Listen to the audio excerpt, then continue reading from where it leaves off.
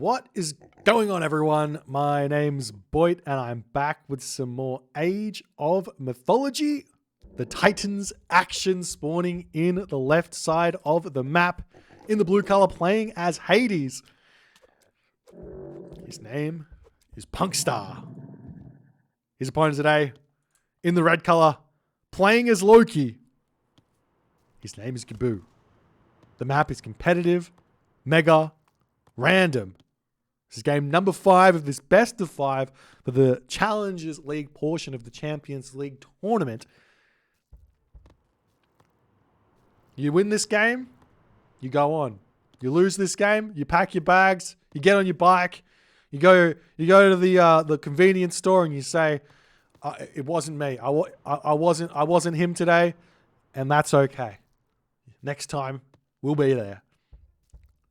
Incredibly hard fought series thus far, and we do see a fairly this is a fairly rare map. We haven't seen this one, this spawn thus far in the tournament. It's almost Mediterranean, but it's not Mediterranean. Excited to see how this one's going to go. We do have a question here in the chat from the Titanic Swim Team. Can you explain why we don't see walling in AOM? I'm an avid AoE 2 fan and don't understand.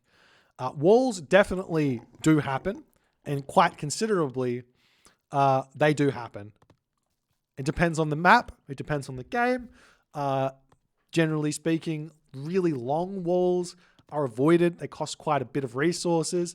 So players prefer to make walls between natural resources. For example, from a tree line to a tree line is very common. From a tree line to a water, it's very common. And as the game gets closer and closer to the late game, you see more and more walls. And it definitely depends on the players as to how much they emphasize this. And generally speaking, the stronger players are much, much better at setting up their walls than the weaker players. Generally speaking, it's a generalization. There are some lower level players who are quite good at walling as well. But it's definitely something you should be getting done in it. And I don't think there's much difference between AOM and AoE 2 in that fact. But walls are a little bit stronger on AoE 2 from my understanding than on Mythology. Even with everything, all the upgrades and all the stuff that comes in. Yes. Do have a question about what's the difference between Champions League and Challengers League. Champions League is the top 18 players. Challengers League is the next 24 best players, tournament players who want to play tournaments. So it's like a level down, a step down from the top. Anyways, some relics on the map. We do have the Armor of Achilles here, a reduction in hack vulnerability for your infantry of 5%, and the monkey head here giving you 3 relic monkeys. So the one thing that I really like about this map, as opposed to Mediterranean, competitive mega random's version of Mediterranean rather than Mediterranean, is the fact that on this map, if you lose the water, it's not game over. You've got hunt. You've got nice hunt kind of all over the place.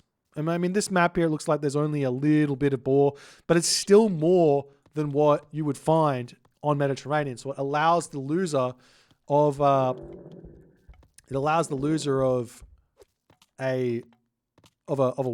water in the center to be able to continue fighting and it not be the end of the world. In terms of whether or not you can actually avoid fishing altogether, I see this from lower level players in other games, and they're like, there's this idea that is floated by lower level players that I think is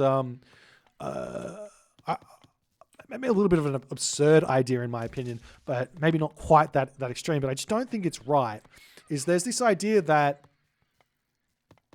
I should be able to choose whether to fish or not to fish. Fishing should be a choice that I should be able to make, and I shouldn't be punished for it by fish being better than not fishing. And I think that is a silly idea. Of course, fish is always going to be should always be a better idea because you're increasing your economy because you can both train from your town center and from the dock. Now, if you want to not fish, and we have actually seen that attempted in this tournament thus far, didn't quite work, but you can go for a land rush to try and take out those fishing ships or take out the docks or take out your opponent's economy somehow. But I think the better idea would be just build your fishing ships and then go for the land rush. That seems to be a better idea if you want to be going for it. And it's definitely possible. It definitely works, especially on a map like this. Put your docks down, get yourself a nice, clean strategy to take your opponent out and see how it goes. So now both players go on to that next stage. Athena coming through, Gaboo going through. Both players with lots of fishing ships here. I'm surprised to see this many. I would have expected a 9 fishing ship build order from both players, but it seems like Gaboo's gone for 12 and he is building some longboats here. Only 2 docks up at this point as the fishing ship's coming out. We'll see if there's going to be a huge water fight thus far as the trireme coming through here for Punkstar. And the longboat's coming in as well. And this is the thing here. On a map like this is kind of like a one pond Anatolia type thing. So you could potentially rush this and win. As opposed to on Anatolia, where if you rush water, you generally the opponent just goes onto the other side and you don't really do anything. But on this map here, you can kind of rush it, but also if you don't, then it ends up becoming the fact that you just have to defend. Defending, generally speaking, is the best play here. As the trireme's starting to move forward, there's a lot more arrow ships out for Gaboo right now than for Punkstar, as Punkstar has to pull back. He's only at 55 population. Gaboo's at 62 population at this point as he tries to push forward, and he snipes the Katoskopos. Greek haters unite with Gaboo's victory of sniping the Katoskopos there. As Punkstar pulling back here, fishing ships getting garrisoned onto this position here. As, I mean, looks like Gaboo's archer ships here are not going to be able to win with that dock fire from Punkstar to help him out. There's also going to be restoration up the sleeves for Punkstar. The other thing that's happening here is that Gaboo's food is skyrocketing. Why is that the case? I don't know. Did he get himself... He didn't get himself any upgrades. He's got the same amount of fishing ships as Punkstar, so I'd expect it to be exactly the same. He's not gathering any food, so I'm not exactly sure why that is. There's an Ajax has been built here for Punkstar to deal with the troll here, but if Gaboo wants to, he can put a lot of villagers over onto the golds here to attempt to get to the heroic age and go through Njord to get a very, very heavy advantage on the water with Kraken. Like the free Kraken that comes out, and Hades does not get any real access to any sort of heroic age assistance here. And we'll see how it's all going to go as Gaboo trying to micro this one. You don't... The secret to winning with the Norse on water is 1, never retreat, and 2, don't archer ship micro. Don't pull your ships back, but just focus fire. And if you've got a ton of ships, you can focus fire 2 separate groups of ships, say 7 and 7, onto 2 separate boats so you don't get that overkill. And that's the secret. Don't retreat. But you also have to remember when you start fighting, you have to be at least equal to not retreat. So we'll see how it goes here, as it does look like Gaboo has had a significant advantage thus far in the early game. Punkstar here, he's still trying to work this one out. I'm still not sure what's going on with his economy, why he's so far behind on the food here. Like, yeah, he's built an Ajax and he's got himself hand axe. I imagine Gaboo's also got himself hand axe. Gaboo just must have. I guess these fishing ships haven't been working, so that's going to be a decent amount of assistance there. As Gaboo's just pushing forward here, he doesn't even care. He's like, let me kill off some fishing ships here. And Punkstar does a nice job of just sitting back, baiting the Gaboo units through, the Gaboo ships through. And honestly here, I'm surprised to see no effort from Gaboo to go heroic age. He just needs to do an armory down here, but he hasn't done it just yet. Probably doesn't need as many villages as he has on... Definitely doesn't need that many villages on the wood here. If you went something like 15 villages on wood here and then went everyone over onto gold, you'd probably have the 500 gold and have a decent amount of ships and be able to defend, to be able to push through with heroic age timing in front of what Punkstar has. Punkstar here still doing his best to kind of hold on here. 17 archer ships versus 22. It's like so many archer ships for such a small amount of water.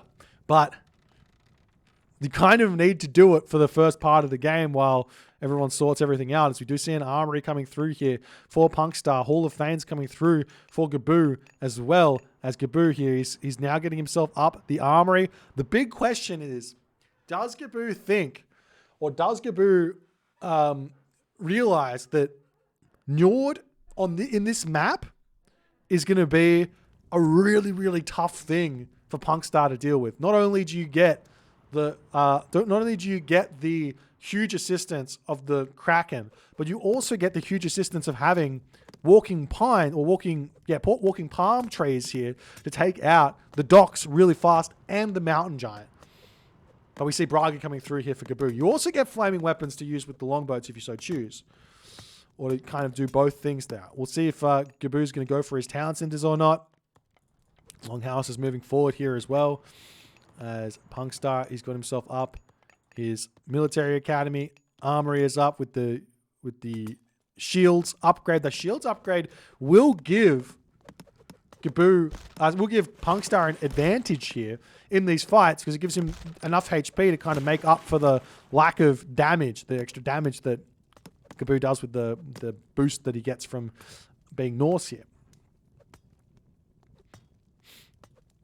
As Gaboo pushing back in with his longboats, trying to figure out how to break through on this position. Meanwhile, Chiron does spot the Hearser on the forward position here, but the Hearser having themselves Hall of Fames already.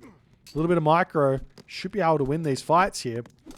At the very least, he'll be able to get some more Hearser immediately trained out as the unit's pushing through here. Punkstar still kind of stuck in that classical age for the time being, jumping onto the herdables where that's concerned.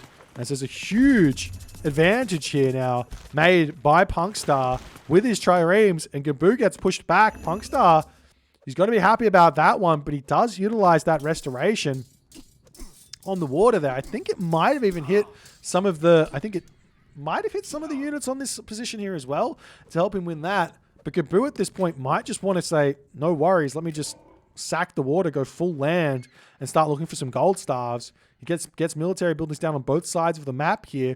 Gold mine here, gold mine here. It's very similar to Mediterranean-esque where, I mean, there's gold mines on both sides of the map, so you have to defend them somehow.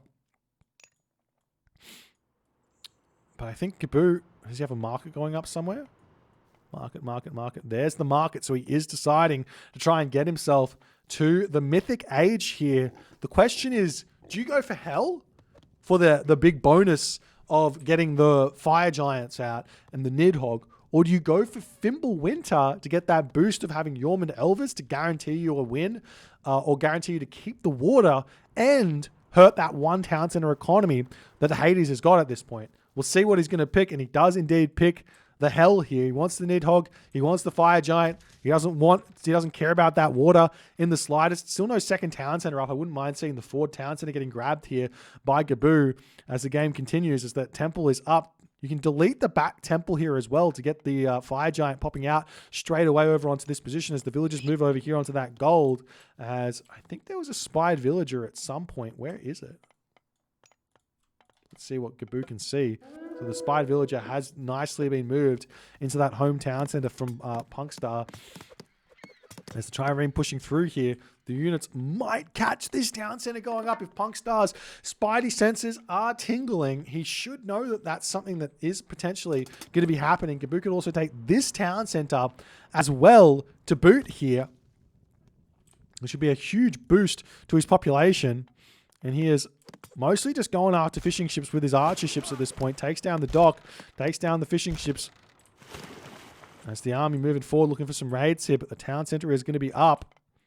Military buildings all around here, but at this point, Punkstar desperately needs to put up a fortress here to defend this gold mine, and there is still flaming weapons coming with those mythic age Hearser to boot to come through. I love that hill fort.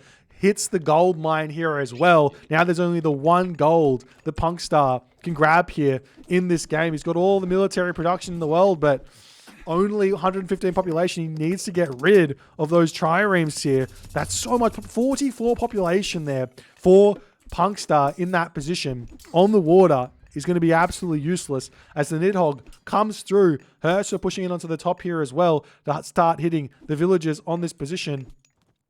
Any sort of moment soon here, we'll see some myth unit spawns, I'm sure, with the Nidhogg coming through. Look at the damage onto those villages. It's just absolutely crazy as an Underworld comes through into the main base as Punkstar retreats back. Rampage coming through for Gaboo because he knows he's going to be spamming those Fire Giant out super fast here. He can start queuing them up as well as he's already back up to 100 favor basically here.